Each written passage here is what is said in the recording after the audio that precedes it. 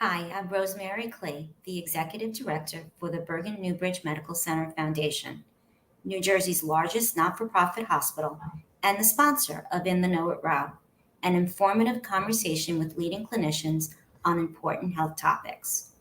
Today I'm joined by Dr. John Verbaro, who is the Chief Medical Officer at Bergen Newbridge Medical Center and an assistant professor at Rutgers, New Jersey Medical School.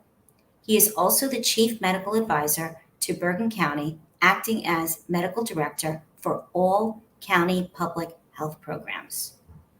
There's a triple threat in the community, and health officials in our area are asking to take COVID, monkeypox, and polio seriously to manage the threat and spread.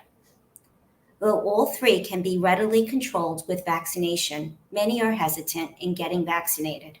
Dr. Barbaro joins me today to answer the many gray areas and will clear up many questions you may have. Good afternoon, Dr. Barbaro. How are you? I'm good. How are you? Thank you for having me. Oh, I'm so excited. It's always a pleasure to have you on with me and to really clear up some questions that I know a lot of viewers may have. And with school starting, I'm sure there's a lot of concerns. So let's start off with COVID, the current state, the pandemic. Are we at an endemic? So we're not technically at an endemic yet. An endemic is when a disease is just part of our normal disease population. Flu is endemic. The common cold is endemic. COVID is still the third or fourth leading cause of death in the country. That being said, there's different kinds of pandemics. It's obviously a different phase of the pandemic than we were in 2 years ago. It's obviously a very different illness now. So while we're getting a little technical on names of stuff. So we're still technically in a pandemic.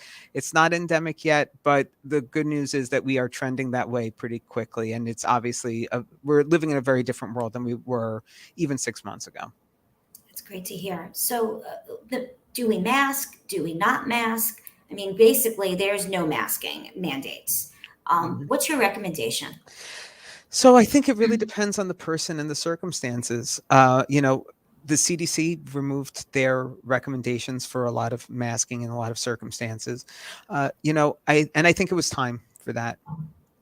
I think it was overdue in actuality. I think it really depends on the circumstance. If you are somebody who is older, over age 70, especially over age 80, if you are somebody with an immune compromise, or if we get into another push where there's a lot of COVID around again, another big spike, those would be the times when I would suggest masking. If you are in open spaces, places with good ventilation, and especially if you're vaccinated and everything else is set, you're probably good. But everybody's got a different risk tolerance too, so it also depends on yourself. Some people feel more comfortable wearing it. There's nothing wrong with that. I've met many people who say that they haven't had a cold in 2.5 years, so they're going to just keep wearing it, and in normal when they're in large numbers of people. That's totally fine. There's nothing wrong with doing it, but in terms of when you need to do it, like I said, if you have any of those medical conditions, if you're in a place that's really cramped, it's interesting. Recently, we've seen a lot of people who've been flying places and they come back and they're positive. What's interesting is it seems like a lot of the transmission on planes happens when you're boarding and exiting the plane, because that's when you're all close to each other and breathing in each other's air. When you're sitting in the seat, is actually there's really good ventilation systems there, so it's probably actually pretty safe. Then it's when you're coming in and out. So maybe if you're boarding or exiting a plane, maybe you mask during those circumstances, things like that. And of course, hand washing. I mean, that's Yes. a huge piece. I'm finding more and more hand sanitizers, unfortunately, empty at these places, which is really disappointing. So, hand washing is a big piece. So, Well, for infectious disease in general, not as much for COVID. COVID actually is more airborne. At the beginning we talked about hand washing, but for some of the other things we're going to discuss, hand washing is key, and we're going to talk about that shortly. So, of course, of course. So, new vaccines that are coming out, mhm. can you talk a little bit more about that? Sure. So there's a few different things going on. Some people may have seen that what's called Novavax vaccine has been added. So that's our fourth approved vaccine in the United States, right? We had the two mRNA vaccines, the Pfizer and the Moderna, and we already had the Johnson & Johnson, the one shot initially. Now it has a booster, which used what's called an adenovirus vector. The Novavax is a super traditional vaccine. It's all protein based. Why is that important? Well, it's important for a couple of reasons. From a practical world public health standpoint, it doesn't need to be kept as cold as the other one. So it's actually good for taking to other parts of the world and vaccinating other parts of the world.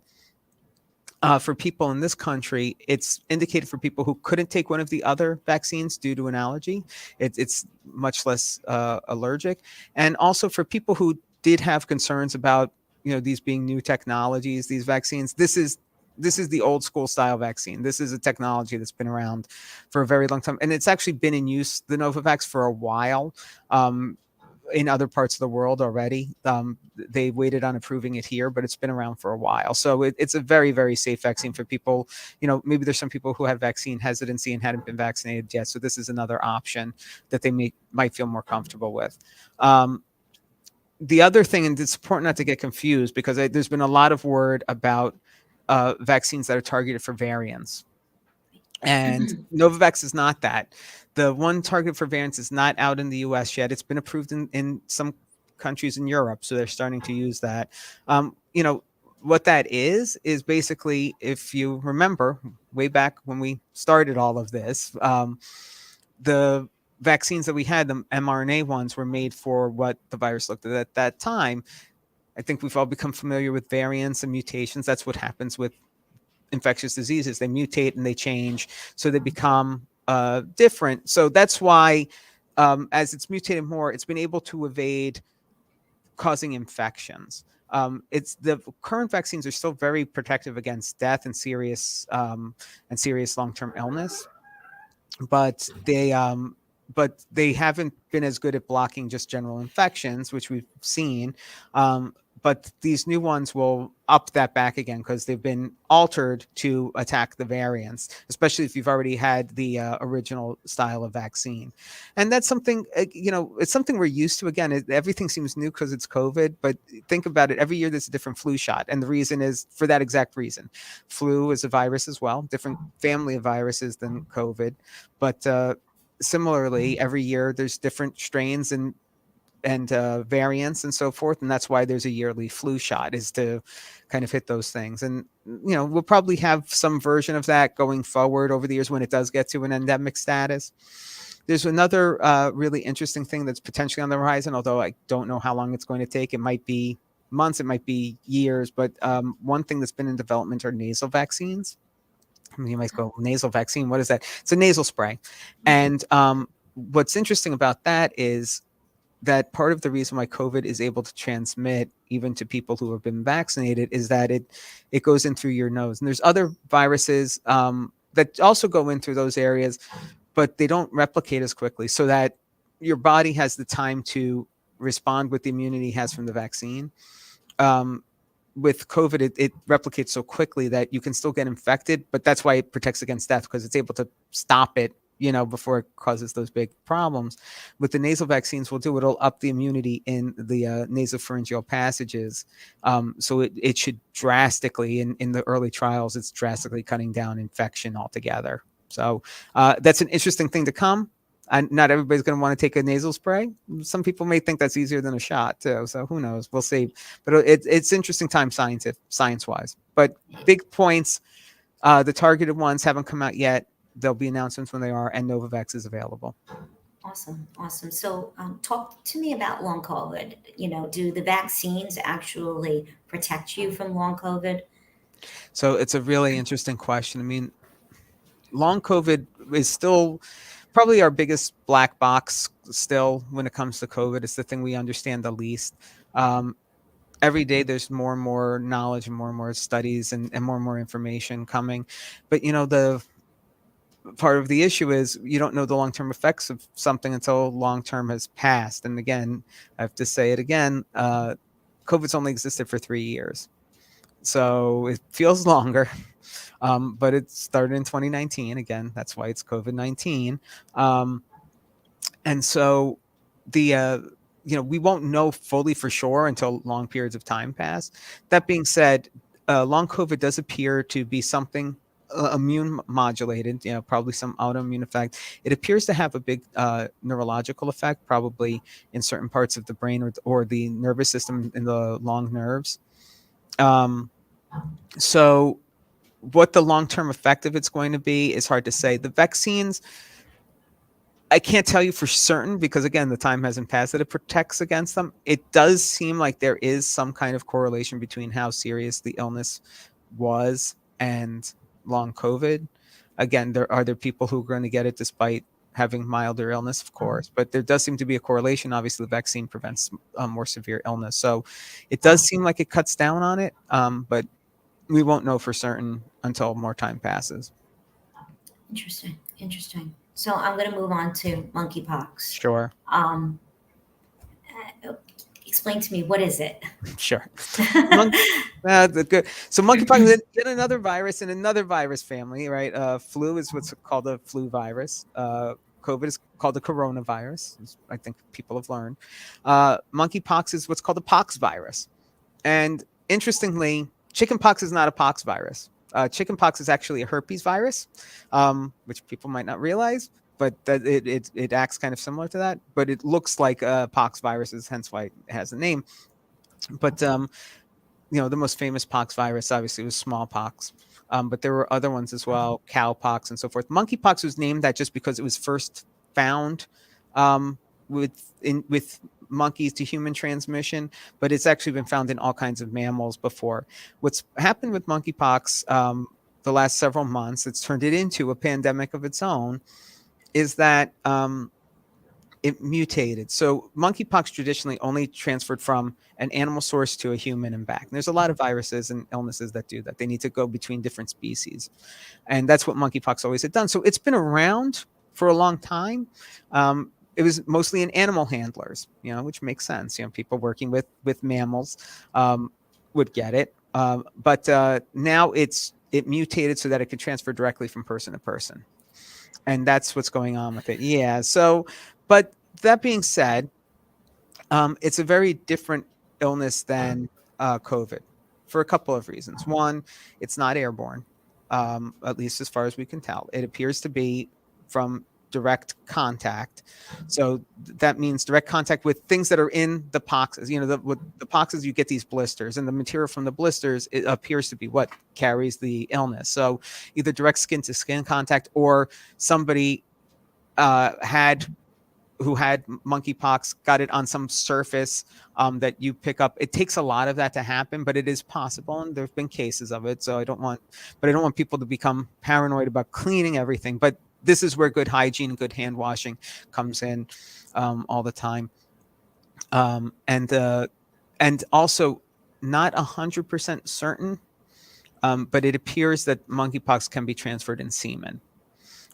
Which is another component. And so with all of that, and unfortunately the first population where it transferred into humans was in men who have sex with men. So, it's nothing about that population except bad luck. And unfortunately, like I mentioned, it potentially being passed in semen as well appears to be why it's mostly in that high risk group right now. Have there been people outside that group who've gotten it? Yeah. Not a lot. It's less than 5% of the cases, but it does exist. Monkeypox itself is also different from COVID in the symptoms. It's a rash. It's a potentially blistering rash, potentially fevers. But again, most people have mild or no symptoms with it.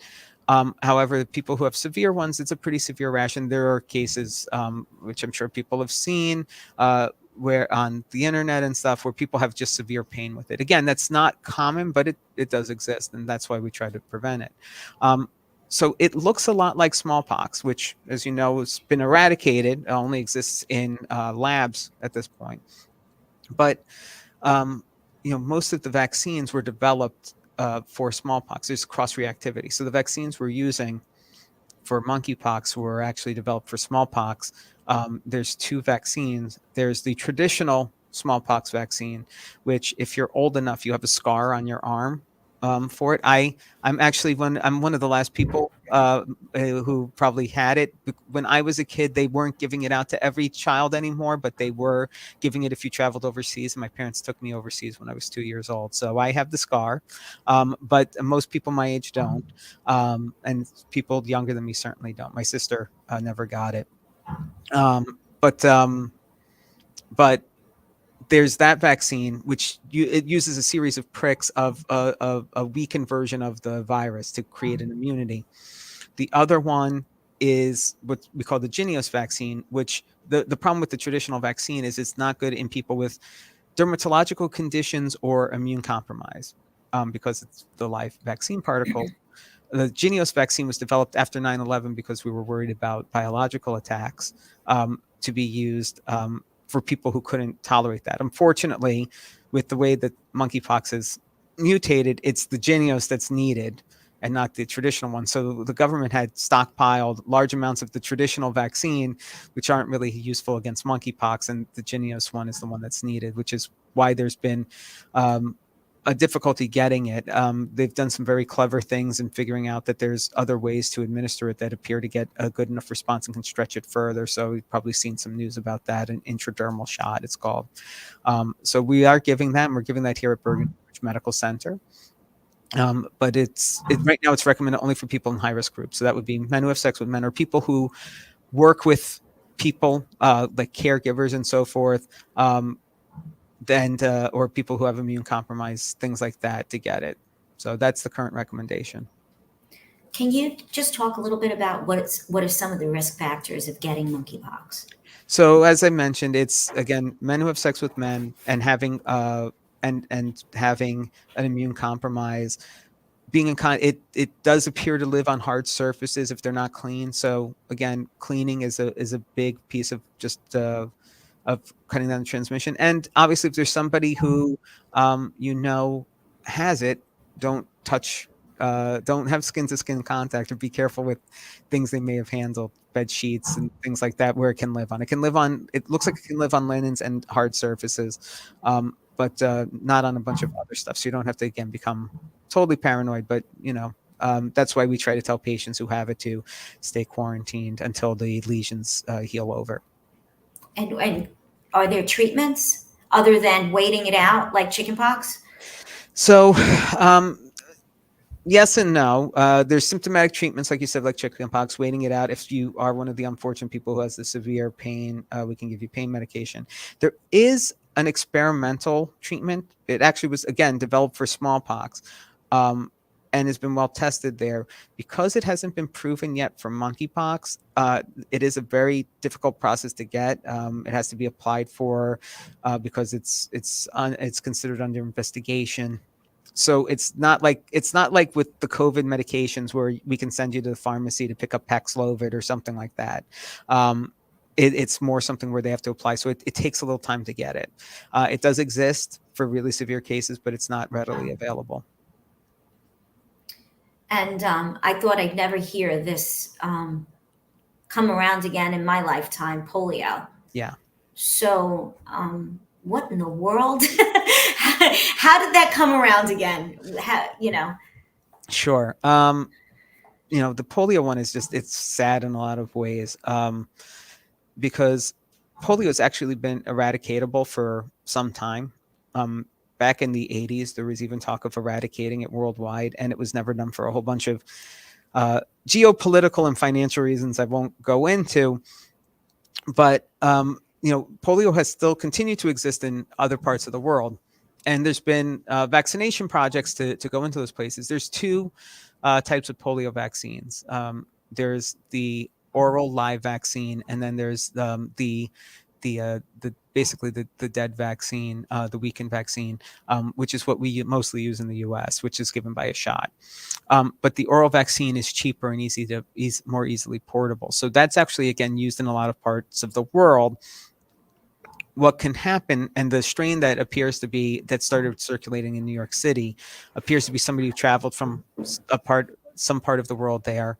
So I want to make clear to people, it is called a vaccine derived illness. I want to make clear that it's not from somebody who took the vaccine, but with the oral vaccine, which again is not what we use in the US, because it's a live vaccine, the people who take the vaccine don't get polio, but people around them can, if they're not vaccinated, especially if they're immune compromised. So it is possible, and there's been other cases where somebody's vaccinated with an oral vaccine, somebody around them gets it, and the polio virus mutates from that weakened version and becomes something that can transfer. And that's what appears to be transferring around.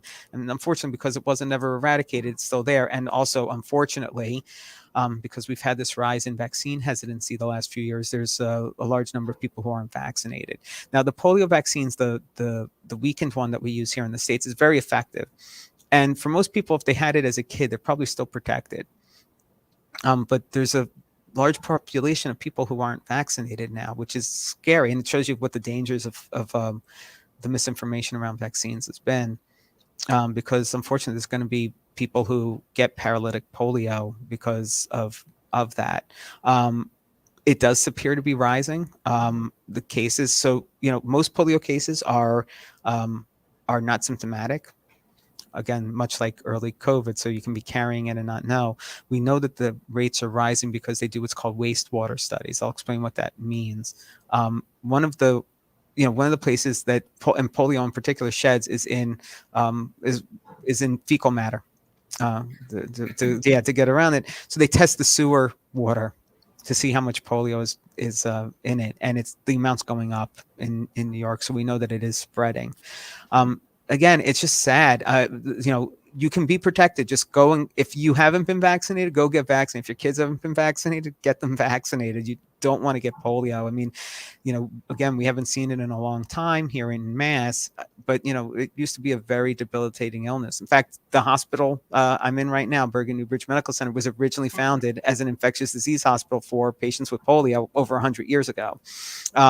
So it used to be something so severe that there were whole 1,000-bed facilities dedicated to it. Obviously, it shouldn't be that, because we do have enough people vaccinated to prevent that, but it's still, it's avoidable. So, I would recommend getting it. I'm sure you're going to have other questions about getting boosted and that stuff, so I'll let you ask them. Yeah, so I'm going to just back up a little bit. Sure. You talked a little bit about transmission. Yeah. Can you clarify that? I mean, other For than polio? yeah, Yeah. yeah, So polio is person to person, but it's what's called, and it's going to sound gross, fecal oral transmission.